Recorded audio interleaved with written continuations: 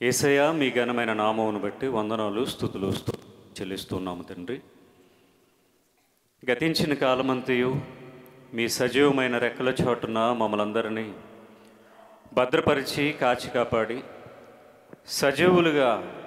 సజీవులు ఉన్నటువంటి దేశంలో మమ్మను బ్రతకనిచ్చిన విధానాన్ని బట్టి వందనాలు చెల్లిస్తూ ఉన్నాను తండ్రి. మా ఆత్మీయ సహోదరులు దానియేలు గారి ద్వారా వారి యొక్క కుటుంబము, వారి స్థానిక సంఘము, ఈ ప్రాంతంలో ఉన్నటువంటి అనేక సంఘాల వారు కలిసి ఏర్పాటు చేసినటువంటి బైబిల్ తరగతులను బట్టి, మహాసభలను బట్టి వందనాలు చెల్లిస్తున్నాము నాయన. మొదటి దినమందు ఉదయకాలంలో ఎన్నో మహాజ్ఞాన సంగతులు మీరు మాకు తెలియజేశారు. ఈ రాత్రికాల సమయమందును దైవజనుల ద్వారా కొన్ని విషయాలు మాకు తెలియజేశారు. అందును బట్టి వందనాలు. ఈ యొక్క సమయంలో మీ ఉన్నతమైన వాక్యాలను మేము ఆలోచన చేస్తూ ఉండగా మీ ఆత్మ సహాయం ద్వారా మా అనుదిన భక్తి జీవితాలకు అవసరమైన మాటలు నేర్పించి జరగబోతున్నటువంటి 3 రోజుల మీటింగ్స్ యందును మీ నామ మహిమార్థమై జరిగించుకుంటారని నమ్ముతూ ప్రభు అయిన యేసుక్రీస్తు వారికే ఈ ప్రార్థన మనవులు మిక్కిలి వినయంతో సమర్పించి వేడుకొనియాడుచున్నాను. ఆమేన్. దేవుని మహాకృపను బట్టి ఈ ప్రాంతంలో సువార్త ప్రకటించడానికి ముందుగా మన దేవుడైన యేసుక్రీస్తు వారు మా అందరికీ అవకాశాన్ని దయచేశారు. ఘనుడైన ఘనమైన ఆయన నామానికి మహిమ కలుగునుగాక. ఆమేన్. అదేవిధంగా వయసులో నాకంటే దైవజనులందరూ కూడా పెద్దవారే అయినప్పటికీ నన్ను ప్రేమించి దేవుని యొక్క వాక్యాన్ని అందించడానికి అవకాశాన్ని కల్పించినటువంటి దైవజనులందరికీ ప్రత్యేకమైన వందనాలు తెలియజేస్తూ ఉన్నాను. చేరి వచ్చినటువంటి మీ అందరికీ ప్రభువైన యేసుక్రీస్తు వారి ఘనమైన నామమున నా యొక్క వందనాలు తెలియజేస్తూ ఉన్నాను. మేము చాలా దూరం నుండి ప్రయాణం చేసి వచ్చాం. ఒకవేళ మాట్లాడేటటువంటి మాటలు ఒక 10 నిమిషాలు లేట్ అయినా మీరు ఇబ్బంది పడకూడదని ముందుగానే మనవి చేస్తూ ఉన్నాను. ఉదయకాలం మనం 2 అంశాలు నేర్చుకున్నాం. అదేవిధంగా ఇప్పుడు కూడా మరి ఒక అంశాన్ని మనం నేర్చుకున్నాం. ఈ 3 అంశాల ద్వారా ముఖ్యమైన ఒక విషయాన్ని నేను తెలియజేస్తూ ఉన్నాను. బైబిల్ వ్రాయబడింది అక్షరాలే. అక్షరాలు చదివితేనే అదేంటో మనకు అర్థమవుతుంది. అయితే అక్షరాలుగా చదువుకుంటే, అక్షరాలను అక్షరాలుగా మాత్రమే చదువుకుంటే దాని అర్థం మారిపోతుంది. కనుక అక్షరాల వెనుకున్నటువంటి ఆత్మీయ అర్థాన్ని గ్రహించి మనం మాట్లాడుకోవాలి. అందులో ఉన్నటువంటి ఆంతర్యాన్ని, దేవుడు మనకు చెప్పనై ఉన్నటువంటి మర్మాన్ని, సత్యాన్ని మనం గ్రహించాలని తెలియజేస్తూ ఉన్నాను. అదేవిధంగా ఇప్పుడు దైవజనులు తెలియజేసినట్టుగా మొదటి అధ్యాయంలో, అంటే బైబిల్ గ్రంథం ప్రారంభం మొదటి అధ్యాయంలోనే దేవుని భాష మనకు అర్థం కావాలి. మనం గొర్రెలమైతే గొర్రెల కాపరి యొక్క భాష మనకు అర్థం అవ్వాలి అంటూ ఒక విషయాన్ని వారు తెలియజేశారు మనకు. అనగా బైబిల్ గ్రంథాన్ని నిత్యము ధ్యానిస్తూ ఉన్నటువంటి మనం, ప్రతిరోజు చదువుతూ ఉన్నటువంటి మనం, అందులో వ్రాయబడిన ప్రతి సందర్భం, ప్రతి పదం, ప్రతి అక్షరం వెనకాల ఉన్నటువంటి ఆత్మీయ దృక్కోణాన్ని మనం ఆలోచించాలి. ఈ సృష్టి క్రమాన్ని చేస్తూ ఇందులో వ్రాయబడినటువంటి ఈ సృష్టిని గూర్చినటువంటి వివరణ ఈరోజు మన కళ్ళ ముందు సాక్ష్యముగా కనబడుతూ ఉంది. దైవజనులు అదే మనకు తెలియజేశారు. సాక్ష్యంగా కనబడుతూ ఉంది. మరి సాక్ష్యంగా ఉన్నటువంటి ఈ సృష్టిలో మనం జీవం కలిగి ఉన్నాం, జీవిస్తూ ఉన్నాం. అదేవిధంగా ఇప్పుడు నేను తెలియజేసేది కూడా ఏదైతే అంశం ఉందో అది కూడా మన కళ్ళ ముందు కనబడాలి. అది కూడా మన కళ్ళ ముందే కనబడాలి. అప్పుడు అదేంటో మనం అర్థం చేసుకోవాలి.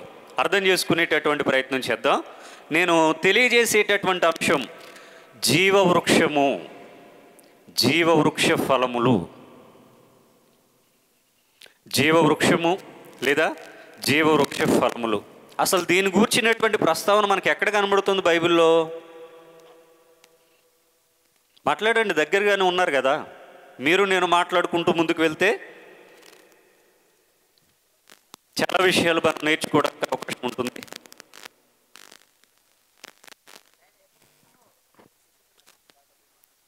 ఆదికాండము 3వ అధ్యాయం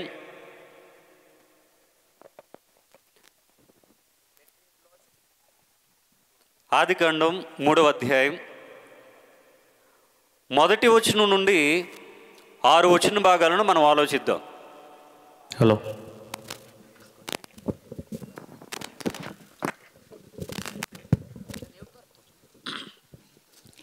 ఆదికాండము 3వ అధ్యాయం మొదటి నుండి 6 వచనాలు. దేవుడైన యెహోవా చేసిన సమస్త భూజంతువులలో సర్పము యుక్తి గలదై ఉండెను. అది ఆ స్త్రీతో, ఇది నిజమా? ఈ తోట చెట్లలో దేని ఫలములనైనను మీరు తినకూడదని దేవుడు చెప్పెనా అని అడిగెను. అందుకు స్త్రీ, ఈ తోట చెట్ల ఫలములను మేము తినవచ్చును, అయితే తోట మధ్యనున్న చెట్టు ఫలములను గూర్చి దేవుడు మీరు చావకుండునట్లు వాటిని తినకూడదనియు వాటిని ముట్టకూడదనియు చెప్పినని సర్పముతో అనెను. సందర్భం మనకు తెలుసు. ఈ వాక్యాన్ని మనం చాలాసార్లు మన యొక్క జీవితంలో ధ్యానించాం, చాలాసార్లు మనం చదువుకున్నాం, చాలా ప్రసంగాల్లో మనం విన్నాం. ఒకసారి ఇందులో ఉన్నటువంటి ఆంతర్యాన్ని గ్రహిద్దాం. ఇక్కడ అపవాది అయిన వాడు హవ్వమ్మతో మాట్లాడుతూ, ఇది నిజమా? ఈ తోట చెట్ల ఫలాలలో దేనినైనా దేవుడు తినొద్దని చెప్పాడా ఏంటి? ఆ సంగతులు నాకు తెలియచేయమని అడిగినప్పుడు ఇప్పుడు హవ్వమ్మ గారు సమాధానం చెప్తా ఉన్నారు. ఒకసారి 3వ వచనాన్ని 2-3 వచనాలను చదువుదాం. అందుకు స్త్రీ, ఈ తోట చెట్ల ఫలములను మేము తినవచ్చును, ఈ తోట చెట్ల ఫలములను మేము తినవచ్చును. 3వ వచనంలో, అయితే ఈ తోట మధ్యనున్న చెట్టు ఫలములను గూర్చి పైన చెట్ల ఫలములను తినవచ్చు, కింద చెట్టు ఫలమును గూర్చి. చెట్టు రెండిటికి వేరియేషన్ ఉంది బైబిల్లో. మనం అన్నీ ఒకేలా చదువుకుంటూ వెళ్ళిపోతాం. చెట్లు అనగా అనేకమైన ఉన్నాయి. చెట్టు అంటే ఒకటే ఉంది, ఐడెంటిఫై చేద్దాం. చెట్టు ఫలములను గూర్చి దేవుడు మీరు చావకుండునట్లు వాటిని తినకూడదనియు వాటిని ముట్టకూడదనియు చెప్పినని సర్పముతో అనెను. అందుకు సర్పము, మీరు చావనే చావరు, ఏలయనగా మీరు వాటిని తినుదినమున మీ కన్నులు తెరవబడుననియు మీరు మంచి చెడ్డలు ఎరిగిన వారై దేవతల వలె ఉందురనియు దేవునికి తెలియనని స్త్రీతో చెప్పగా, స్త్రీ, ఆ వృక్షం ఆహారమునకు మంచిదియు కన్నులకు అందమైనదియు వివేకమిచ్చు రమ్యమైనదియునై ఉండుట చూచినప్పుడు ఆమె దాని ఫలములలో కొన్ని తీసుకుని తిని తనతో పాటు తన భర్తకును ఇచ్చెను, అతడు కూడా తినెను. అంటే తోట చెట్ల ఫలాలు, మంచి చెడ్డల తెలివినిచ్చే వృక్ష ఫలాలు, వీటిని గూర్చినటువంటి విషయం ఇక్కడ అవ్వమ్మ గారితో అపవాది అయిన వాడు డిస్కషన్ చేస్తూ ఉంటే, ఏదైతే దేవుడు వారికి ఆజ్ఞగాను నియమంగాను తెలియజేశారో ఈ విషయాలన్నీ కూడా అక్కడ ఆమె తెలియజేసింది. అయితే ఈ సందర్భాలన్నీ ఆలోచిస్తే చెట్లు ఉన్నాయి, చెట్టు ఉంది, వాటికి ఫలాలు ఉన్నాయి, కొన్ని తినొచ్చు అన్నారు, కొన్ని తినకూడదన్నారు, తింటే ఏం జరుగుతుంది, తినకపోతే ఏంటి అనే విషయాలన్నీ కూడా మనం చాలాసార్లు చదువుకున్నాం. అయితే ఇక్కడ జీవవృక్షాన్ని గూర్చినటువంటి విషయాలు ఏమున్నాయి అని మనం ఆలోచన చేస్తే ఒకసారి 2వ అధ్యాయం 9వ వచనాన్ని కూడా ఒకసారి ఆలోచిద్దాం. మరియు దేవుడైన యెహోవా చూపునకు రమ్యమైనదియు ఆహారమునకు మంచిదియునైన ప్రతి వృక్షమును ఆ తోట మధ్యను జీవవృక్షమును మంచి చెడ్డల తెలివినిచ్చి వృక్షమును నేల నుండి మొలిపించెను. ఇక్కడ ఏముందండి? అనేక చెట్లు ఉన్నాయి, వాటి ఫలాలు ఉన్నాయి, మంచి చెడ్డలు తెలివినిచ్చి వృక్షం ఉంది, అదే విధముగా జీవ వృక్షం ఉంది. చదివాం కదా మనం. ఉందా లేదా? మీరు మాట్లాడకపోతే మీకు గాఢ నిద్రాత్మ పట్టుకుంటుంది. చల్లగా ఉందేమో వెళ్ళిపోతారు కోమలోకి, అందుకని మాట్లాడాలి. అంటే ఈ సందర్భాలు మనం ఆలోచిస్తే మంచి చెడ్డలు తెలియనిచ్చే వృక్షం ఉన్నట్టుగా, అదే విధముగా జీవవృక్షము కూడా ఉన్నట్టుగా మనకు అర్థమవుతుంది. అయితే వృక్షఫలాన్ని దేవుడు తినమని చెప్పాడు, ఒకటేమో తినొద్దని కూడా చెప్పారు. ఈ విషయాలన్నీ మాకు తెలుసు కదండి, ఇంక ఇందులో ఏం విషయం ఉంది కనుక మనం ఆలోచిస్తే ఇందులోనే అసలైన విషయం అంతా దాగి ఉంది. జాగ్రత్తగా మనం ఆలోచిద్దాం. ఇందులోనే 16, 17 వచనాలను కూడా చదువుదాం.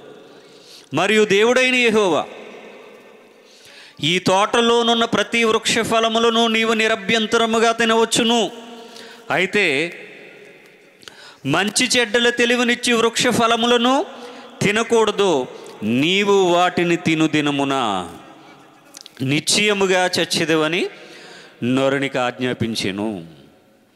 అన్నీ తినమన్నారు, కానీ ఒకటి తినొద్దన్నారు. ఏంటిది?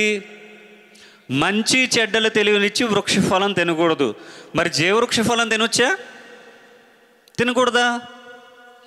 నిరభ్యంతరంగా తినొచ్చు, అన్నీ తినేయచ్చు, కానీ ఇది మాత్రమే తినొద్దని చెప్పారు. అయితే జీవవృక్ష ఫలం ఎలా ఉంటుంది, దాని లక్షణాలు ఎలా ఉన్నాయి రాశారా? జీవవృక్షం ఎలా ఉంది, దాని లక్షణాలు ఎలా ఉన్నాయి రాశారా? వ్రాయలేదండి.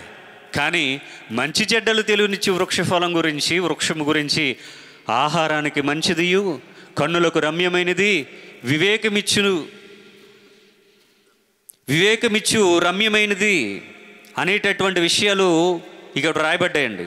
చూపునకు రమ్యమైనది, ఆహారమునకు మంచిది, కన్నులకు అందమైనది.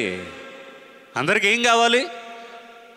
ఆహారానికి మంచిది కావాలి, కన్నులకు అందమైనది కావాలి, తింటే వివేకమిచ్చి రమ్యమైనది కావాలి. కానీ దానిని దేవుడు తినొద్దని చెప్పాడు. మంచి చెడ్డలు తెలియనిచ్చి వృక్షఫలం, జీవవృక్ష ఫలాన్ని తినమన్నాడు. కానీ ఆ యొక్క జీవవృక్షం ఎలా ఉంటుందో, దాని ఫలాలు ఎలా ఉంటాయో దేవుడు తెలియచేయలేదు. అంటే ఏదైతే తినొద్దన్నాడో దాని గురించినటువంటి వర్ణన అనేది వర్ణించబడింది. దేనినైతే తినమన్నాడో దానిని గూర్చినటువంటి వర్ణన వివరించబడలేదు. ఇది మొదటి పాయింట్గా మనం నోట్ చేసుకోవాలి. ఇక 3వ అధ్యాయము 22 నుంచి కొన్ని విషయాలను ఆలోచిద్దాం. అప్పుడు దేవుడైన యెహోవా, ఇదిగో మంచి చెడ్డలను ఎరుగునట్లు ఆదాము మనలో ఒకని వంటి వాడాయను. కాబట్టి అతడు ఒకవేళ తన చెయ్యి చాచి జీవవృక్ష ఫలమును కూడా తీసుకొని తిని నిరంతరము జీవించునేమో అని. ఈ సందర్భం జరిగేటప్పటికి ఆల్రెడీ ఏం చేశారు వీళ్ళు? ఏం తిన్నారు? కన్నులకు అందమైనది అన్నారుగా, ఈ అందమైన దానిని తిన్నారు భార్య భర్తలు ఇరువురు కూడా. ఇప్పుడు దేవుడు మాట్లాడుతూ, ఇదిగో మంచి చెడ్డలను ఎరిగినట్లు ఆదాము మనలో ఒకని వంటి వాడు ఆయన. కాబట్టి అతడు ఒకవేళ తన చేయి చాచి జీవవృక్షమును ఫలమును కూడా తీసుకొని తిని నిరంతరము జీవించునేమో అని. దేవుడైన యెహోవా అతడు ఏ నేల నుండి తీయబడినో దాన్ని సేద్యపరచుటకు ఏదైనా తోటలో నుండి అతన్ని పంపివేసెను. అప్పుడు ఆయన ఆదామును వెలగొట్టి ఏదైనా తోటకు తూర్పు దిక్కును కెరూబులను, జీవవృక్షమునకు పోవు మార్గమును కాచుటకు ఇటు అటు తిరుగుచున్న ఖడ్గజ్వాలలను నిలవబెట్టెను. ఇన్నిసార్లు జీవవృక్ష ఫలాలు అని వ్రాయబడింది, కానీ ఆ జీవవృక్షం ఎలా ఉంటుందో, జీవవృక్ష ఫలాలు ఎలా ఉంటాయో వర్ణించలేదు. మంచి చెడ్డలు తెలివినిచ్చే వృక్ష ఫలం గురించి 2వ అధ్యాయంలో 3వ అధ్యాయంలో కూడా చెప్పబడింది. పోనీలండి తింటే తిన్నాడు అంటే కనుక అసలు తినవలసిన దానిని తినలేదు, తినకూడని దానిని తిన్నాడు. అయితే వీటి గురించి మనం ఆలోచన చేయాలి. జీవవృక్ష ఫలం అంటే ఏంటి, జీవవృక్షం అంటే ఏంటి? అది నిజంగానే తినేసేదా? కన్నులతో చూసి చేత్తో పట్టుకుని దాన్ని కోసుకొని తినేదేనా? తింటే నిరంతరం జీవిస్తాడని వాక్యం చెప్తే ఉంది. జీవవృక్షాన్ని, ఆ యొక్క ఫలాన్ని తింటే నిరంతరము జీవిస్తాడు. కాబట్టి అక్కడికి వెళ్ళడానికి వీలు లేకుండా ఆ మార్గాన్ని క్లోజ్ చేసినట్టుగా వాక్యం చెప్తే ఉంది మనకు. మరి ఇంతకీ మరి జీవవృక్షం ఎక్కడ ఉంది, దాని ఫలాలు ఎలా ఉన్నాయి, దానిని చేరుకునే మార్గం ఏది? ఆదాము హవ్వలు పోగొట్టుకున్నారని వాక్యం తెలియజేస్తూ ఉంది. వృక్షం అంటే వృక్షమేనా, పండు అంటే పండేనా, తినేదంటే తినేదేనా? ఒకంత మనం ఆలోచన చేద్దాం. ఈ జీవవృక్ష ఫలం గురించి ప్రకటన గ్రంథం 2వ అధ్యాయానికి కూడా వెళ్దాం. ప్రకటన గ్రంథం 2వ అధ్యాయం 7వ వచనం అండి. చెవిగలవాడు ఆత్మ సంగములతో చెప్పుచున్న మాట వినుగాక. జయించువానికి దేవుని పరదేశులో ఉన్న జీవవృక్ష ఫలములు భుజింపనిత్తును. ఆ వనంలో ఉన్నటువంటి జీవవృక్షం అక్కడికి ఆదాము హవ్వలు చేరుకోకుండా ఖడ్గజ్వాలలో ఉన్నట్టుగా మనం చదువుతూ ఉన్నాం. మరి ఈ భూమి మీద ఇంకెక్కడుంది జీవవృక్షం? జీవవృక్ష ఫలాలు ఎక్కడున్నాయి భూమి మీద? ఎక్కడ కూడా లేవు. ఎందుకంటే ఉంటే మనకు కనబడాలి, ఎక్కడ కూడా కనబడడం లేదు. కానీ బైబిల్ గ్రంథం ముగింపుకు వెళ్ళేసరికి జీవవృక్షం ఎక్కడుందట?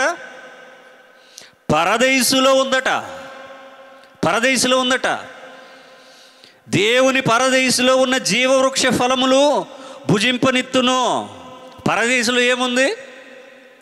జీవవృక్ష ఫలాలు ఉన్నాయంటే ఆ చెట్టు ఉంది. పరదేశు మనం చేరుకుంటే జీవవృక్ష ఫలాలు మనం కోసుకుని తినొచ్చు అన్నమాట.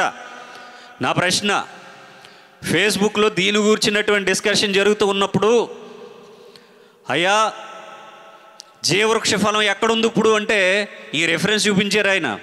ఎక్కడుంది? పరదేశులో ఉంది. అయితే పరదేశులో ఉన్నటువంటి జీవవృక్ష ఫలాలు మనం తినడానికి అవకాశం ఉందా అంటే ఇదే రిఫరెన్స్ చూపించి ఎస్ 100% మనం అక్కడికి చేరుకుంటే తినొచ్చు అని చెప్పారు. సరే, అక్కడ ఇంకేం చెట్లు ఉంటాయి అయ్యగారు అని అడిగా. ఇంకేం చెట్లు ఉంటాయి పరదేశులో? పరదేశులో చెట్లు ఉంటాయా? మొక్కలు ఉంటాయా? ఫలాలు కాస్తాయా? ఏమేం మొక్కలు ఉంటాయంటే సైలెన్స్. అక్కడ మనం దేహాలతో వెళ్తామా, దేహం లేకుండా వెళ్తామా, ఆత్మస్వరూపంగా వెళ్తామా, మహిమ దేహాలతో వెళ్తామా? ఒకవేళ అలాగ మనం మారితే మనకు ఆకలి ఉంటుందా? అప్పుడు ఈ ఫలాలు కోసుకుని తినడానికి అవకాశం ఉంటుందా? అసలు ఈ ఫలాలు అక్కడ ఎలా ఉన్నాయి? చెట్టు అంటే చెట్టేనా, పండు అంటే పండేనా? కోసుకుని తినేదంటే కోసుకుని తినేసేదే. అసలు మనకు అక్కడ ఆకలి ఉంటుందా? దప్పిక ఉంటుందా?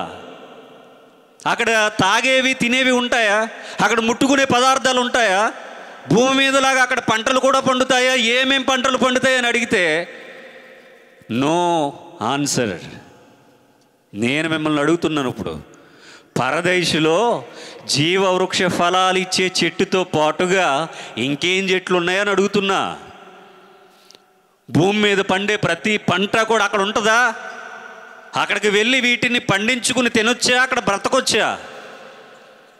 ఇక్కడ చెట్టు అక్కడికి ఎలా వెళ్ళిపోయింది?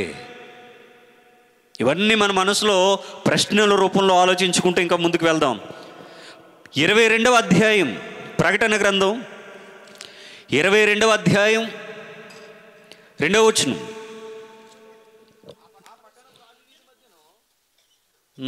మొదటి 2 వచనాలు చదువుతాం. మరియు స్ఫటికము వలె మెరయునట్టి జీవజలముల నది దేవుని యొక్కయు గొర్రెపిల్ల యొక్కయు సింహాసనం యొద్ద నుండి ఆ పట్టణపు రాజవీధి మధ్యను ప్రవహించుట ఆ దూత నాకు చూపెను. ఆ నది ఏవలను ఆవలను జీవవృక్షముండెను. జీవవృక్షముండెను. తర్వాత అది నెల నెలకు ఫలించుచు 12 కాపులు కాయును. ఆ వృక్షం యొక్క ఆకులు జనములను స్వస్థపరచుటకై వినియోగించును.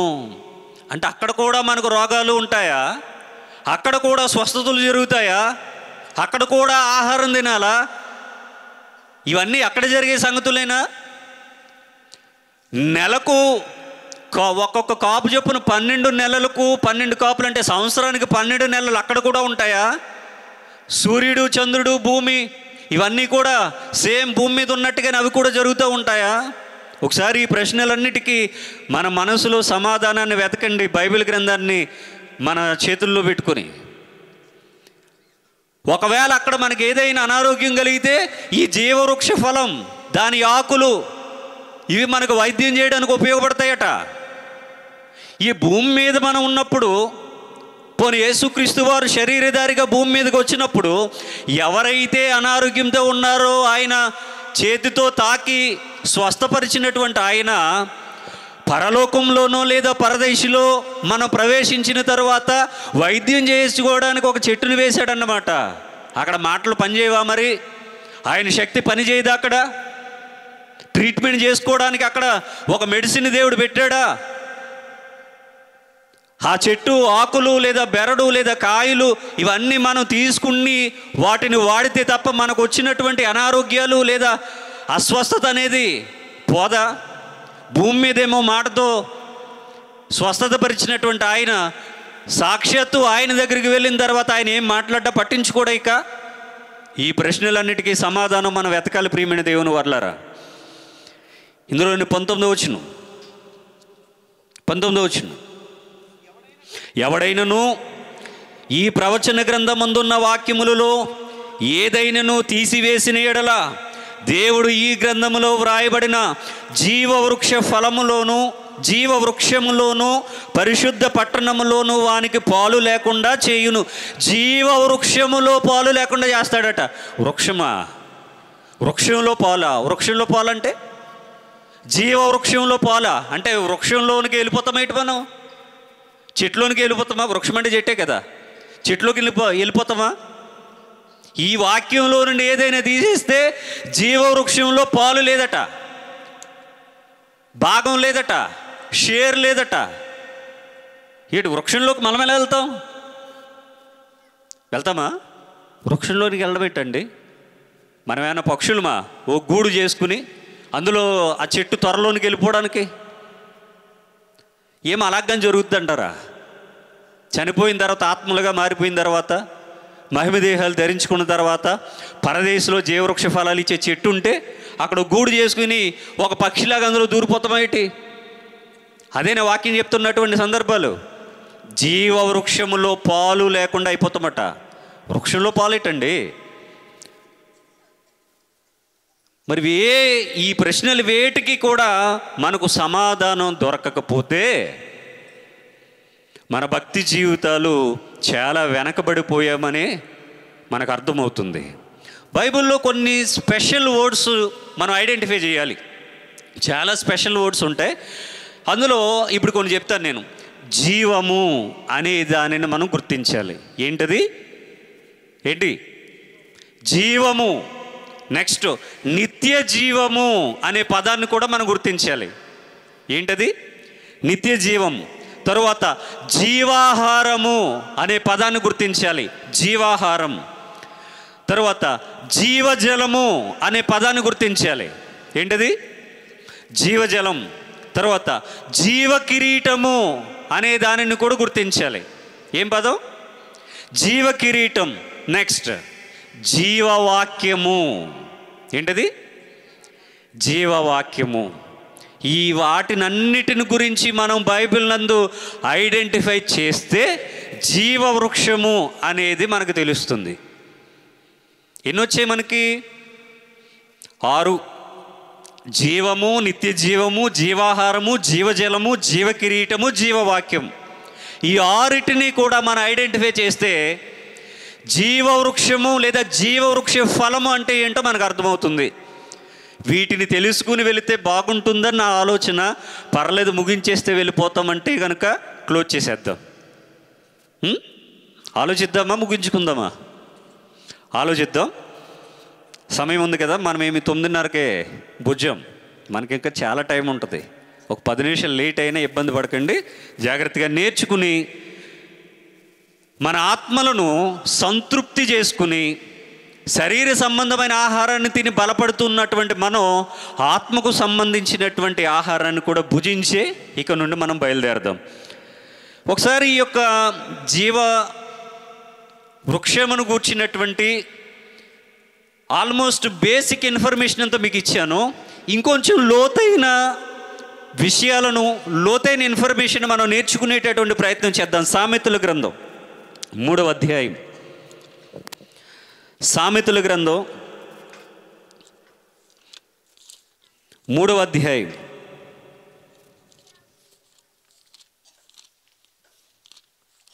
18వ వచనం అండి.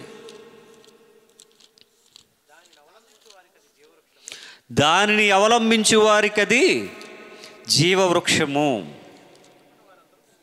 దానిని పట్టుకొని వారందరూ ధన్యులు. దానిని అవలంబించు వారికి అది జీవవృక్షము. దేనిని? పైన ఏంటో చెప్పారు, అధ్యాయం దేని గురించో చెప్పబడింది. ఒకవేళ దానిని అవలంబిస్తే అది వారికి ఎలా ఉంటుందట? జీవవృక్షము వలె ఉంటుందంట. అసలు జీవవృక్షాన్ని కూర్చున్నటువంటి గుర్తులు ఏమున్నాయి బైబిల్లో? ఏదైనా వరంలో చెప్పారా? చెప్పలేదుగా. ఇక్కడ ఈ దేని గురించి చెప్పబడింది? జ్ఞానము గురించి చెప్పబడింది. ఎవరైతే జ్ఞానాన్ని పొందుకుంటారో వారిని ఉద్దేశించి చెప్పబడినటువంటి వాక్యం. దానిని అవలంబించి వారికి అది జీవవృక్షము వంటిదట. జీవవృక్షము వంటిది. దాన్ని పట్టుకుని వారందరూ ధన్యులు. జ్ఞానాన్ని జీవవృక్షముతో పోల్చారు. ఈ వాక్యాన్ని మనం ఐడెంటిఫై చేయాలి. జ్ఞానమును జీవవృక్షముతో పోల్చారు. అసలు జ్ఞానం అంటే ఏంటో మనం ఆలోచించాలి మరలా. తర్వాత 11వ అధ్యాయం సామెతల గ్రంథమే.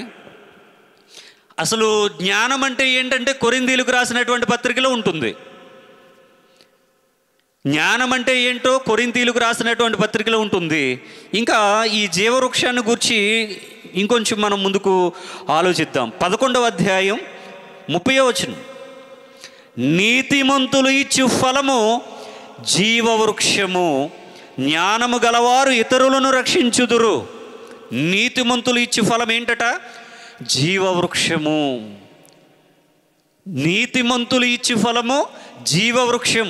లక్షణాలు కనబడడం లేదు. జీవవృక్షం అని వ్రాయబడింది కానీ వాటి లక్షణాలు మనకి ఇంకా కనబడడం లేదు. ఆలోచిద్దాం. 13వ అధ్యాయం సామెతల గ్రంథం 13వ అధ్యాయము 12వ వచనం. కోరిక సఫలము కాకుండుట చేత హృదయము నొచ్చును, సిద్ధించిన మనోవాంఛ జీవవృక్షము. నీ కోరిక జరిగితే గనుక అది జీవవృక్షం వంటిదట. సిద్ధించిన మనోవాంఛ జీవవృక్షము. 15వ అధ్యాయం 4వ వచనం. సాత్వికమైన నాలుక జీవవృక్షము, దానిలో కుటిలత యుండిన ఎడల ఆత్మకు భంగము కలుగును. సాత్వికమైన నాలుక జీవవృక్షము. నేను మీకు 4 వేరు వచనాలు చూపించాను. ఇవన్నీ జీవవృక్షముతో పోల్చబడ్డాయి. జ్ఞానము జీవవృక్షంతో పోల్చబడింది. మనోవాంఛ జీవవృక్షంతో, తీరితే గనక జీవవృక్షంతో పోల్చబడింది. అంటే ఈ 4 లక్షణాలు కూడా జీవవృక్షము అని చెప్పాయి. అయితే ఆ జీవవృక్షం ఏంటి అసలు? అది నిజముగా వృక్షమేనా, చెట్టేనా? అది ఫలాలు ఫలిస్తుందా? ఈ దిశగా మనం ఆలోచన చేద్దాం ఈ జీవవృక్షాన్ని గురించి. అందుకనే జీవము అనే దానిని, నిత్య జీవం అనే దానిని మనం ఐడెంటిఫై చేయాలి అని ముందుగానే మీకు తెలియజేశాను. అయితే ఇప్పటి వరకు మనం ఆదికాండము, ప్రకటన గ్రంథము, సామెతల గ్రంథము, ఇలా ఉన్నటువంటి సందర్భాలన్నీ కూడా జీవవృక్షాన్ని గురించి కొన్ని విషయాలను మనం, ఆ వాక్యాలను గురించి మనం చదివాం. వీటన్నిటిలో కూడా జీవవృక్షం అంటే ఏంటో మనకి ఇంకా క్లారిటీ రాలేదు కనుక ఇంకొంచెం ముందుకు వెళ్ళేటటువంటి ప్రయత్నం చేద్దాం. యోహాను సువార్త 3వ అధ్యాయం, యోహాను సువార్త 3వ అధ్యాయం 16వ వచనం అందరికీ బాగా తెలిసినటువంటి వాక్యం ఇది.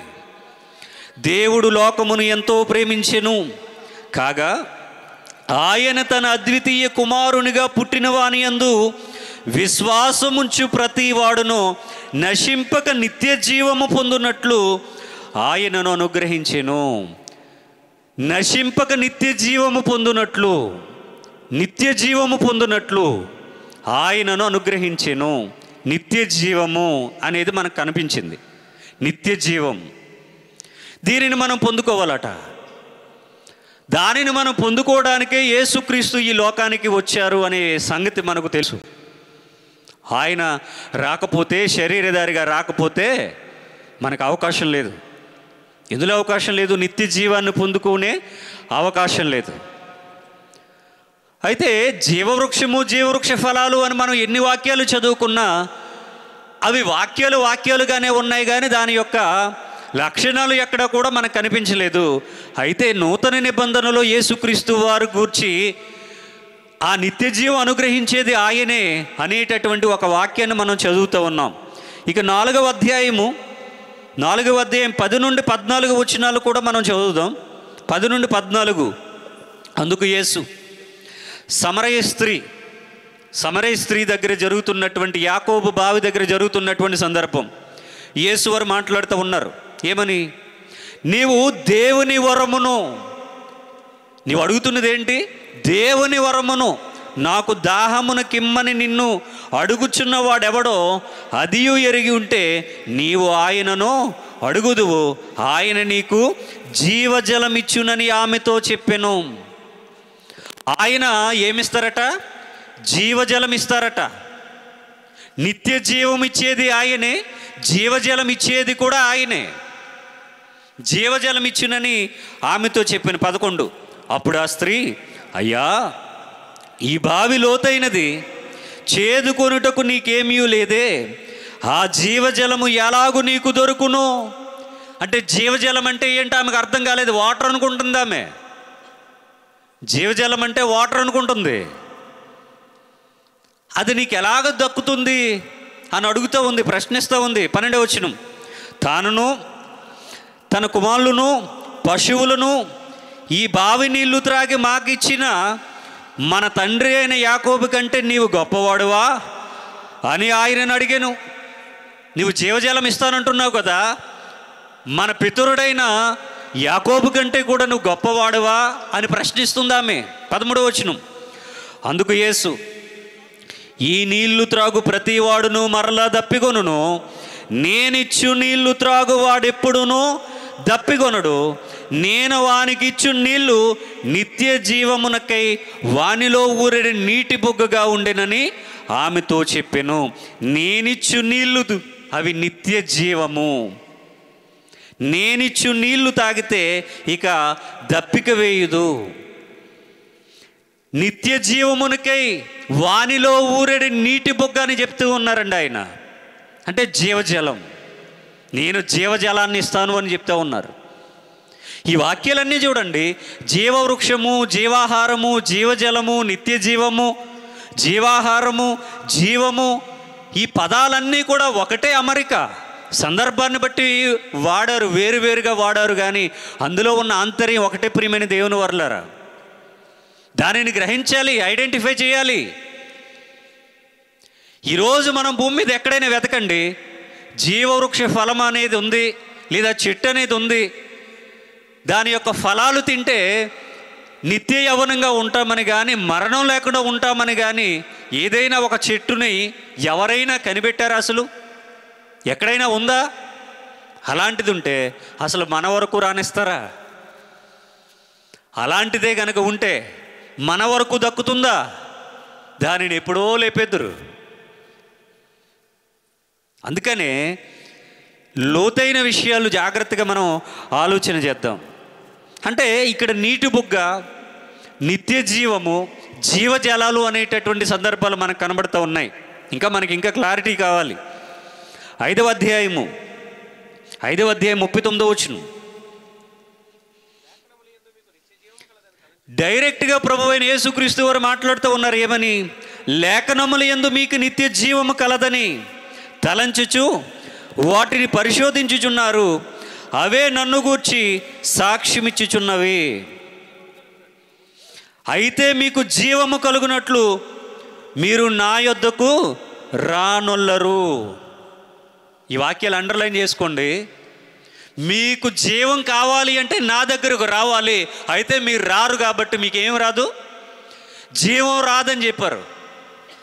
అసలు ఈ వాక్యం యోహాను సువార్తలో కంటే అసలు ఆది కాండంలోనే రాయవలసినటువంటి వాక్యం ఇది. అంటే మనం ఆలోచించాలి. ఒక హింట్ ఇచ్చాను మీకు, దాని గురించి ఆలోచిస్తూ ముందుకు వెళ్దాం. యేసుక్రీస్తు వారు ఏం చెప్తా ఉన్నారు అంటే, లేఖనముల యందు మీకు నిత్య జీవం కలదని తలంచుచు వాటిని పరిశోధించుచున్నారు, అవియే నన్ను గూర్చి సాక్ష్యమిస్తున్నవట. ఆదికాండం మొదలుకొని ప్రకటన గ్రంథం వరకు వ్రాయబడినటువంటి లేఖనాలన్నీ కూడా ఎవరి గురించి ప్రస్తావించారు, ఎవరి గురించి వ్రాసారు, ఎవరి గురించి ఉన్నవి అంటే ప్రభువైన యేసుక్రీస్తు వారిని గురించి. అయితే అవి ఆయన గురించే కాదా, ఏ పేరుతో వ్రాయబడ్డాయి, ఏ సందర్భంలో వ్రాయబడ్డాయని మనం ఐడెంటిఫై చేయాలి. వెతికితే దొరుకుతాయి, వెతకకపోతే దొరుకుతాయా? దొరకవండి. వెతికితే ఖచ్చితంగా దొరుకుతాయి, వెతకకపోతే దొరకవు. జీవజలం కావాలి అంటే ఆయన మాటలు వినాలి, ఆయన యొద్దకు రావాలట. ఆయనను కలిగి ఉంటేనే జీవాహారాన్ని మనం కలిగి ఉంటామట, నిత్య జీవాన్ని కలిగి ఉంటామట. వానిలో ఊరేడే నీటి బొగ్గ అని చెప్పబడింది. ప్రభువైన యేసుక్రీస్తు వారు ప్రతి విషయాన్ని కూడా ఆయన చెప్పేశారు, కాకపోతే అర్థం చేసుకోలేకపోయామంతే. ఆదికాండము నుండి కూడా యేసుక్రీస్తు వారు బైబిల్లో ఉన్నారు, కాకపోతే గ్రహించలేదు మనమంతే.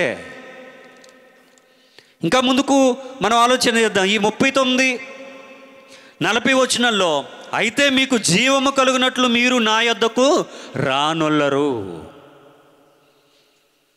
జీవం కావాలి అంటే రావాలి, వద్దనుకుంటే ఆయన దగ్గరకు రారు అని ఆయనే డైరెక్ట్గా మాట్లాడుతూ ఉన్నారండి. 11వ అధ్యాయం 25వ వచనం అండి. అందుకు యేసు, పునరుత్థానమును జీవమును నేనే, నా యందు విశ్వాసముంచువాడు చనిపోయినను బ్రతుకును. ఇప్పటి వరకు కూడా జీవము, నిత్య జీవము, జీవాహారము, జీవజలాన్ని ఇస్తానని చెప్పినటువంటి ఆయన ఇప్పుడు డైరెక్ట్గా ఏం చెప్తున్నారు తెలుసా? నేనే జీవమును, నేనే. అసలు నేనే అనే పదానికి ఉన్నటువంటి సౌండ్, బేసు అనేది మామూలుగా ఉండదండి. నేనే అనే దానిలో నేను మాత్రమే, నేనొక్కడనే అనేటటువంటి అర్థాలు దాగి ఉన్నాయి అందులో. నేను కూడా, మేము కూడా అని అర్థం కాదండి. నేనే అంటే అర్థం ఏంటి తెలుసా? వన్ అండ్ ఓన్లీ అని అర్థం. వన్ అండ్ ఓన్లీ అని అర్థం. నేనే. ఇద్దరు నేనేలు ఉంటారా? పాత నిబంధనలో ఒక నేనే అన్న దేవుడు, క్రొత్త నిబంధనలో మరొక నేనే అన్న దేవుడు. ఈ ఇద్దరు కలిసి పరలోకం ఇస్తారా? అప్పుడు వాళ్ళిద్దరి మధ్య ఏముంటుంది తెలుసా? అరే వాడు నావాడు, నేనే ఇస్తానని ఆయన అంటే, లేదు నేనే ఇస్తానని ఈయనంటే, ఇద్దరు కలిసి కొట్టుకుని ఎవరికి కూడా ఎవరు నిత్య జీవాన్ని ఎవరిక మధ్యలో ఇంకొక ఆయన వస్తాడు మరలా. ఇద్దరు నేనేలు ఉండరు. నేనే అంటే ఒక్కడే, నేనే అంటేనే యజమాని, నేనే అంటే ఆయన ఒక్కడే, ఆయన మాత్రమే ఇచ్చేది. నేనే జీవము, నేనే జీవాన్ని. అందులో ఉన్నటువంటి ఆంతర్యం ఏంటి తెలుసా? చెప్తా. ఇంకా ముందుకు వెళ్తా. 14వ అధ్యాయం 6వ వచనం. యేసు అంటే యేసు చెబుతూ ఉన్నారు ఏమని? నేనే మార్గం, నేనే సత్యం, నేనే జీవం, నేనే జీవాన్ని. ఇంకో జీవం ఉంటుందా? ఇంకొకరు ఇస్తారా? నేనే. అసలు బైబిల్లో నేనే అనేటటువంటి పదం అది ఎంత గొప్పదో మనం ఆలోచించాలండి. నేనే మార్గము, నేనే సత్యము, నేనే జీవము. జీవం ఇచ్చేది నేనే, జీవజలాన్ని ఇచ్చేది నేనే, జీవాహారాన్ని నేనే, నిత్య జీవాన్ని నేనే. నేను కూడా అని రాయలేదండి. నేను కూడా అని రాస్తే అసలు నమ్మాల్సినటువంటి పనేమీ లేదు. నేను కూడా అని లేదండి, నేనే అని ఉంది. కనుక ఈ వాక్యాలన్నిటినీ మనం ఆలోచిస్తే జీవాన్ని నేనే, నిత్య జీవాన్ని నేనే, జీవాహారాన్ని నేనే, జీవజలాన్ని నేనే అని చెబుతున్నటువంటి ప్రభువారు ఆయన గురించి మరింత లోతైన విషయాలను మనం ఆలోచన చేద్దాం. 6వ అధ్యాయము 35వ వచనం. అందుకు యేసు వారితో ఇట్లనెను, జీవాహారము నేనే, జీవాహారము నేనే. నా యొద్దకు వచ్చివాడు ఏమాత్రమును ఆకలిగొనడు, నా యందు విశ్వాసముంచివాడు ఎన్నడునూ దప్పిగొనడు. జీవాహారమును నేనే, జీవాహారమును నేనే. నా యొద్దకు వచ్చివాడు ఏమాత్రమును ఆకలిగొనడు, నా యొద్దకు వచ్చివాడు ఏమాత్రమును ఆకలిగొనడు. ఎందుకంటే జీవాహారమును నేనే. నా యొద్దకు వచ్చివాడు ఎన్నటికి దప్పిగొనడు, ఎందుకంటే జీవజలమును నేనే. జీవాహారమును నేనే అంటే మన బలుబులు టంగమని వెలగాలి. వెలిగాయా లేదా? వెలగలేదేమో. జీవాహారమును నేనే అంటే అర్థం ఏంటో తెలుసా? జీవవృక్ష ఫలమును నేనే అనే అర్థం అండి. అర్థమైందో లేదో? జీవాహారమును నేనే అంటే అర్థం ఏంటి? జీవవృక్ష ఫలమును నేనే. మీరు జీవము పొందునట్లు నా యొద్దకు రారు అంటే ఆదాము ఏం చేశాడో తెలుసా? హవ్వమ్మ ఏం చేసిందో తెలుసా? జీవవృక్ష ఫలమై ఉన్నటువంటి యేసుక్రీస్తు దగ్గరకు రాలేదు, ఆయనను గ్రహించలేదు, ఆయన మాట వినలేదు, ఆ జీవాహారాన్ని స్వీకరించలేదు, జీవజలం దగ్గరకు రాలేదు, జీవాహారానికి దూరంగా ఉన్నారు. జీవాహారమును నేనే అంటే ప్రతి ఆదివారం ప్రభు బల తీసుకుంటున్నాం కదా రొట్టె, అది కాదండి. రొట్టె జీవాహారం కాదు, నేనే జీవాహారాన్ని అని ప్రభువారు చెప్తే ఉన్నారు. నేనే జీవవృక్ష ఫలమును అనే అర్థం, అనే సత్యం, అనే మర్మం అందులో దాగి ఉంది. దీనిని గ్రహించలేదండి. దీనిని గ్రహించక ఈరోజు పండంటే పండు అనుకున్నారు, కాయంటే కాయ అనుకున్నారు, వృక్షం అంటే వృక్షం అనుకున్నారు. మరి వృక్షంలో పాలు లేదంటే, జీవవృక్షంలో పాలు లేదంటే, జీవవృక్షముగా పిలువబడినటువంటి ప్రభువైన యేసుక్రీస్తు వారిలో నాలో మీకు భాగము లేదు అని చెప్తే ఉన్నారు. నాతో మీరుండ్రు, నాలో మీకు స్థానము లేదు, మిమ్మల్ని నేను వెలుపలికి పంపించేస్తూ ఉన్నాను. జీవవృక్ష ఫలం ప్రభు అయిన యేసుక్రీస్తు వారు, జీవవృక్షం ప్రభు అయిన యేసుక్రీస్తు వారు. ఈ సత్యాన్ని మనం గ్రహించాలి ప్రియమైన దేవుని వర్లారా. 48వ వచనం ఇంకా లోతుగా మనం ఆలోచన చేద్దాం. విశ్వసించువాడే నిత్య జీవము గలవాడు, జీవాహారము నేనే. విశ్వసించువాడే నిత్య జీవము గలవాడు. ఏమని విశ్వసించాలి? దేవుని కుమారుడు, మనిషి కుమారుడు, మానవుడు, నరుడు అని విశ్వసించాలా? దేవుడే అని విశ్వసించాలా? విశ్వసించువాడే నిత్య జీవము గలవాడు, జీవాహారమును నేనే. ఆది కాండములో ఆయన జీవవృక్షముగా ఉన్నాడు. ఆ సంగతిని విశ్వసించువాడే నిత్య జీవము గలవాడు. ఆ జీవాహారాన్ని కోరుకున్నవాడు, పొందుకున్నవాడే నిత్య జీవము గలవాడు. ఆయనే జీవాహారం అటండి. నిత్య జీవం గలవాడని వాక్యం తెలియజేస్తూ ఉంది. ఇంకా ముందుకు చదువుదాం. మీ పితరులు అరణ్యములో మన్నాను తినినను చనిపోయారు. ఇప్పుడు మనం ఎంత ఆహారం, ఎన్ని వెరైటీలు తిన్నా చనిపోతాం. దీనిని తినేవాడు చావకుండునట్లు పరలోకము నుండి దిగి వచ్చిన ఆహారం ఇదే. దేనిని? జీవాహారం. జీవాహారం అంటే జీవవృక్ష ఫలం. జీవవృక్ష ఫలం అంటే ప్రభువైన యేసుక్రీస్తు వారు. ఆయనను భుజిస్తే మనకు చావు లేదటండి. దీనిని తినివాడు చావకుండునట్లు పరలోకం నుండి దిగి వచ్చిన ఆహారం ఇదే. పరలోకం నుండి దిగి వచ్చిన జీవాహారమును నేనే. పరలోకము నుండి దిగి వచ్చిన జీవాహారమును నేనే. మరి పరదేశంలో చెట్టు ఉంది, చెట్టుకేమో కాపులు కాస్తూ ఉన్నాయి, వాటికి ఫలాలు ఉన్నాయి, వాటి పళ్ళు తినాలి, తిందురు కానీ పైకి వెళ్ళిన తర్వాత అడగాలప్పుడు, ప్రభువా ఫలానా అధ్యాయం ఫలానా వచనంలో చెట్టు ఉందన్నారు కదా, ఏది చూపించండి. గుడ్డివారులారా అనాలప్పుడు దేవుడు నేనే. ఫిలిప్తో చెప్పాడుగా ఏమని? నేనే ఎంతకాలం నీతో ఉండినను నీవు నన్ను ఎరుగువా, నేనే తండ్రిని అని చెప్తే డైరెక్ట్గా చెప్తూ ఉన్నారండి సంభాషణలో. వాళ్ళకు తెలియంది ఈరోజు ఉన్నటువంటి క్రైస్తవ్యానికి ఇంకేం తెలిసింది? వాళ్ళకు అర్థం కానిది ఇంకేం అర్థమైంది?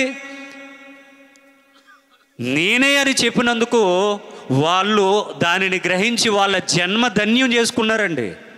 ఆ రోజు గ్రహించకపోతే వాళ్ళు శిష్యులైనా వాళ్ళ జీవితానికి అర్థం లేదు.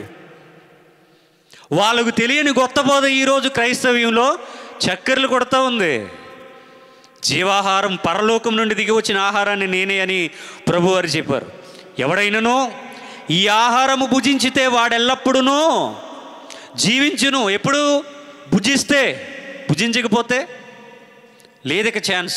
మరియు నేనిచ్చు ఆహారము లోకమునకు జీవము కొరకైన నా శరీరమే అని మీతో నిశ్చయముగా చెప్పుచున్నాను. నేను జీవాహారముగా ఉన్నటువంటి దేవుడే పరలోకము నుండి దిగి వచ్చి ఆయన ఎన్నో సంగతులు తెలియజేస్తే ఆయన చెప్పినటువంటి ప్రతి సందర్భాన్ని కూడా అపార్థం చేసుకుని లేనిపోని అర్థాలు చెప్పి ఆయన చెప్పినటువంటి భావాన్ని వక్రీకరించారు నేడున్నటువంటి క్రైస్తవ్యం అండి. నిజమైన జీవవృక్షాన్ని ఈరోజు క్రైస్తవులు విడిచిపెట్టారు. ఇంకా ఎక్కడో ఉందని వెతుకుతూ ఉన్నారు.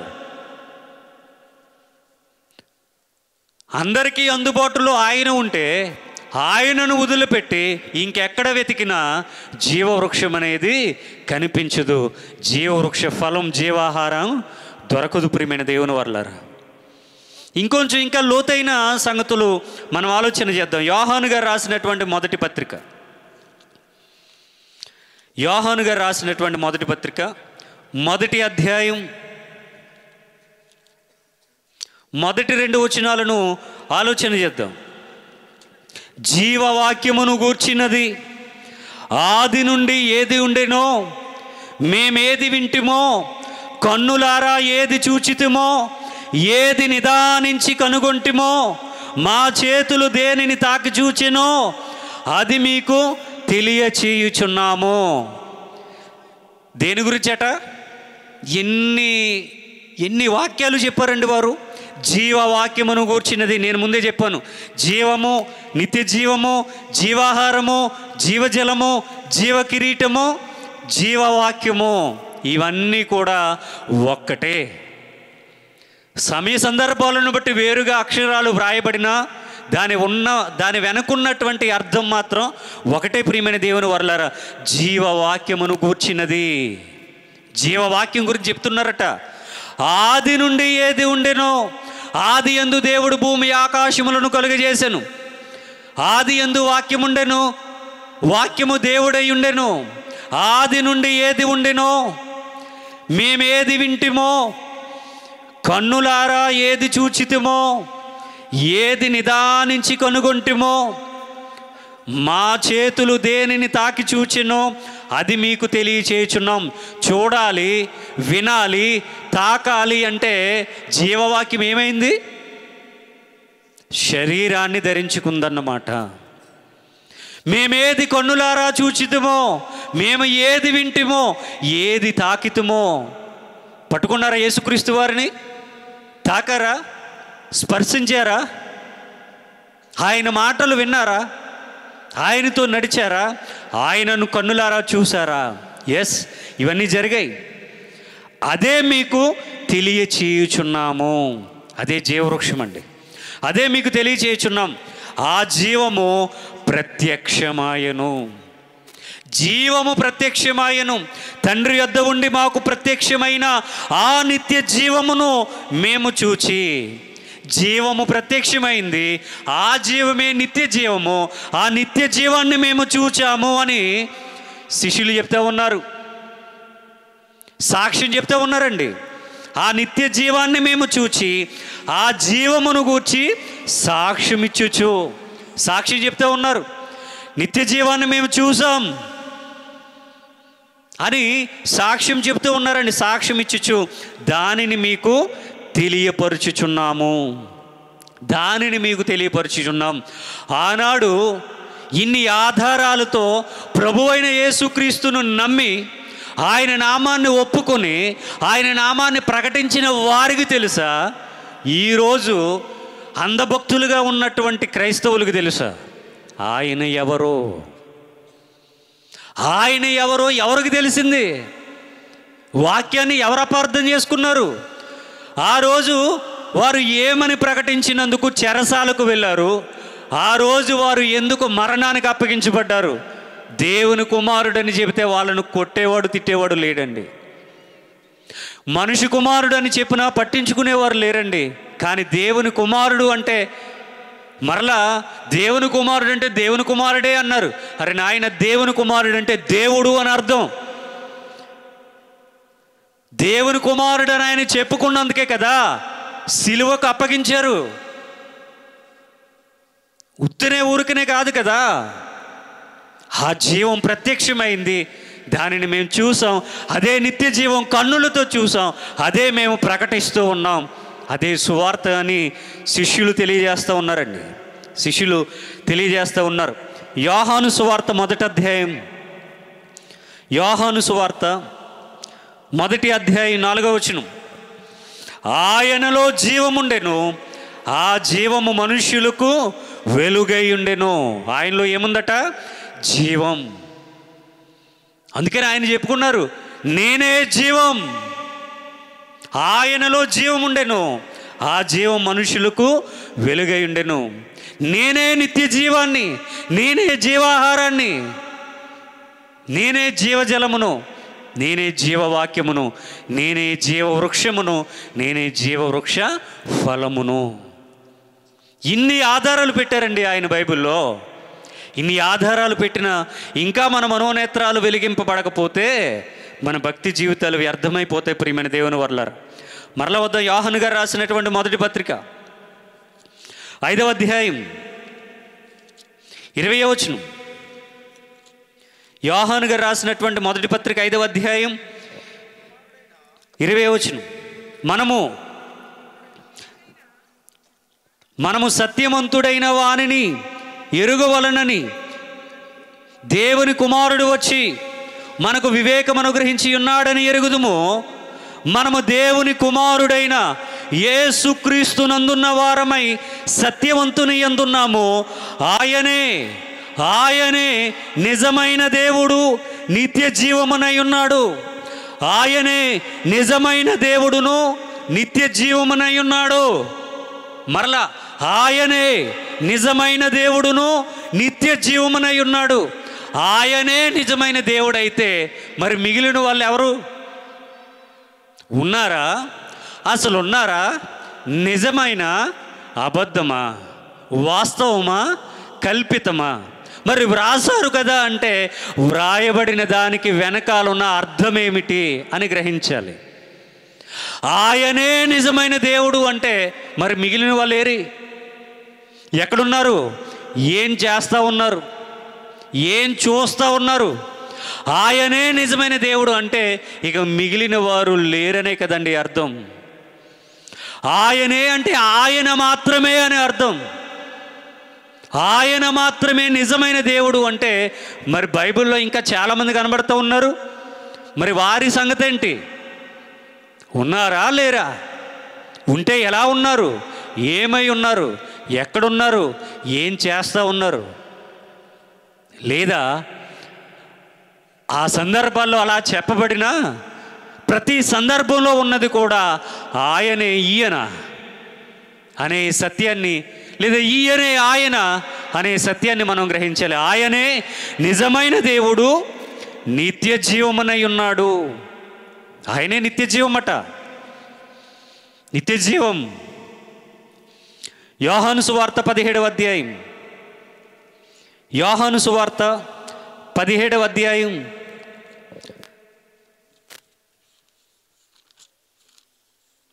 3వ వచనం అండి. యోహాను సువార్త 17వ అధ్యాయం 3వ వచనం. అద్వితీయ సత్యదేవుడు అయిన నిన్నును నీవు పంపిన యేసుక్రీస్తును ఎరుగుటయే నిత్య జీవం. యేసుక్రీస్తును ఎరుగుటయే నిత్య జీవము. యేసుక్రీస్తును ఎరుగుటయే నిత్య జీవం. యేసుక్రీస్తును ఎరగకపోతే నిత్య నరకము. జీవానికి ఆపోజిట్ ఏంటి? జీవానికి ఆపోజిట్ మరణం అనగా నరకం. యేసుక్రీస్తు నిత్య జీవం అయితే, ఆయనను ఎరిగితే నిత్య జీవం అయితే, ఆయనను ఎరగకుంటే నిత్య నరకమే కదా, నిత్య మరణమే కదా. యేసుక్రీస్తు నిత్య జీవం అటండి. మరలా వద్దాం, యోహాను గారు రాసినటువంటి మొదటి పత్రిక 5వ అధ్యాయం. యోహాను గారు రాసిన మొదటి పత్రిక 5వ అధ్యాయము 11వ వచనం. 5వ అధ్యాయం 11వ వచనం. ఆ సాక్ష్యం ఏమనగా, దేవుడు మనకు నిత్య జీవమును దయచేసెను. ఈ జీవము ఆయన కుమారుని యందున్నది. దేవుని కుమారుని అంగీకరించేవాడు జీవము గలవాడు, దేవుని కుమారుని అంగీకరింపనివాడు జీవము లేని వాడే. జీవము లేని వాడే. ఈ వాక్యాలన్నీ ఏమని సంబోధిస్తూ ఉన్నాయండి? ఈ కనిపించేటటువంటి ప్రతి అక్షరం వెనకాల ఆత్మీయమైన దృక్కోణాన్ని మనం ఆలోచించినప్పుడు ఏమని సెలవిస్తూ ఉన్నాయి మనకు? ఏమని అర్థం చేసుకోవాలి మనం? అవన్నీ కాదు కానండి, ఏదైనా వనంలో జీవవృక్షము చెట్టు ఉందండి, దానికి ఫలాలు ఉన్నాయండి, ఎక్కడో చోట ఉంటుందిలేండి, పోని భూమి మీద లేకపోతే పరదేశంలో ఉందన్నారుగా.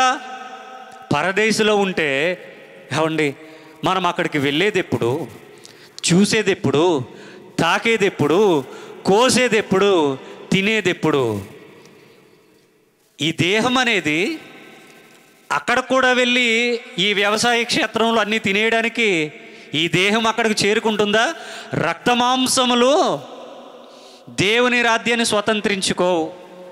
ఈ శరీరంతోనే ఎత్తబడిపోతామా? ఆకలి దప్పులు ఉంటాయా? అక్కడ అసలు ఫిజికల్గా చెట్లు మొక్కలు ఉంటాయా? ఉదాహరణ, దేవుని గొర్రెగా ప్రకటన గ్రంథంలో పిలువబడుతూ పరలోకంలో ఉన్నట్టుగా గొర్రె మనకు కనబడుతోంది. నిజంగా గొర్రెలు ఉంటాయి అక్కడ? అది కూడా అడిగాను, సార్ గొర్రెలే ఉన్నాయా, కుక్కలు కూడా ఉన్నాయా అని అడిగాను. ఇంకేమేమి ఉన్నాయి, ఎద్దులు ఉన్నాయా, గాడిదలు ఉన్నాయా, గుర్రాలు ఉన్నాయా అని కూడా అడిగాను. ఉంటాయా? గొర్రెలు, గాడిదలు, కుక్కలు, నక్కలు, మేకలు ఇవన్నీ ఉంటాయా దేవుని రాజ్యంలో? ఎక్కడుంటాయండి? అలంకార రూపంలో చెప్పబడిన దాని వెనకాల ఉన్నటువంటి ఆంతర్యాన్ని గ్రహించాలి. మర్మయుక్తంగా అలంకార రూపంలో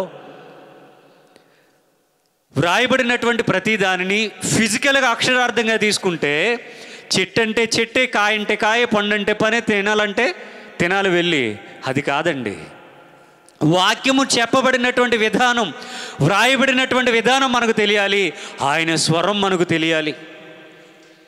మన వాళ్ళు ఎక్కడుండి మాట్లాడినా వాళ్ళ స్వరాన్ని మనం గుర్తుపడతాం.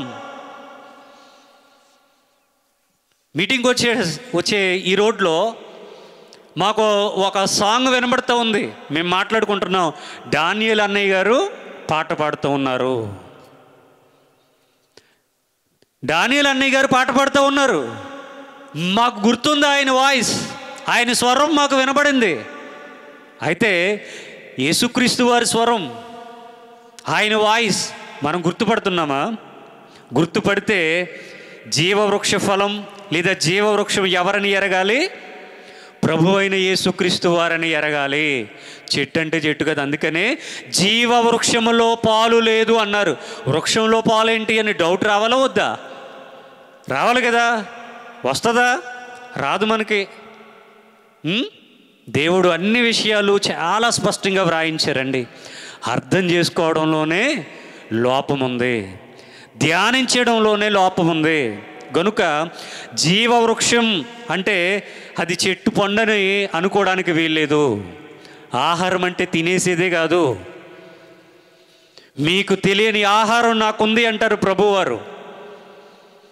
నేనిచ్చు ఆహారం అంటారు ఆయన, నేనిచ్చు జలము అంటారు ఆయన. కనుక ఇప్పటి వరకు విన్నటువంటి వాక్య భావాన్ని గ్రహించాలని కోరుతూ, జీవవృక్షం అంటే ప్రభు అయిన యేసుక్రీస్తు వారే. జీవవృక్ష ఫలమన్నా ప్రభు అయిన యేసుక్రీస్తు వారే. ఆయనను చేరుకోవాలి, అదే భుజించడం. ఆయనను తెలుసుకోవాలి, అదే ఆయనను అంగీకరించడం. ఆయనలో మనం మమేకం అవ్వాలి, అదే ఆయనను ఎరిగి ఉండటం. అటు ధన్యత దేవుడు మనందరికీ అనుగ్రహించాలని కోరుతూ నా మాటలు ముగిస్తూ ఉన్నాను. శ్రద్ధగా విన్న మీ అందరికీ మనందరి దేవుడు, నిజమైన దేవుడు, లోకరక్షకుడైన యేసుక్రీస్తు వారి ఘనమైన నామమున నా యొక్క వందనాలు తెలియజేస్తూ ఉన్నాను. అందరికీ వందనాలు.